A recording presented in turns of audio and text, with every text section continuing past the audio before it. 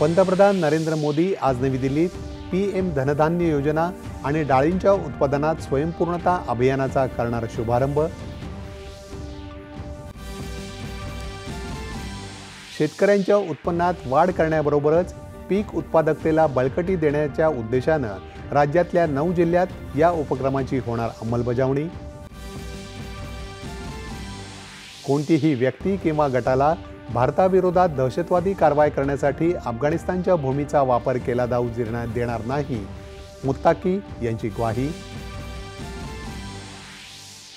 भारतात मत देण्याचा अधिकार केवळ भारतीय नागरिकांनाच मिळायला हवा, केंद्रीय गृहमंत्री अमित शहा। बिहार विधानसभा निवडणुकीकरता रालोआची जागा वाटपाची चर्चा अंतिम टप्प्यात। भाजपा गाभा समितीची आज नवी दिल्लीत बैठक।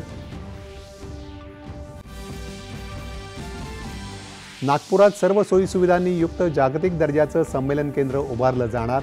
मुख्यमंत्र्यांच्या उपस्थितीत स्पेनच्या आंतरराष्ट्रीय कंपनीसोबत सामंजस्य करार। ओला, उबर, रॅपिडोसह सर्व ॲप आधारित सेवांसाठी नवे मानक ठरवले जाणार, परिवहन मंत्री प्रताप सरनाईक।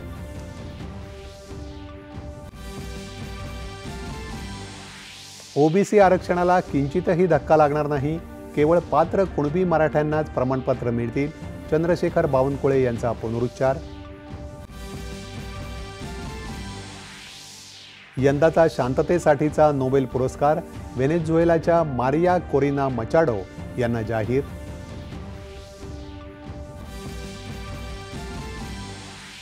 आणि वेस्ट इंडिज विरुद्धच्या दुसऱ्या कसोटी सामन्यात भारताच्या पहिल्या दिवसाखेर 2 बाद 318 धावा, यशस्वी जयस्वालची नाबाद 1.5 शतकी खेळी।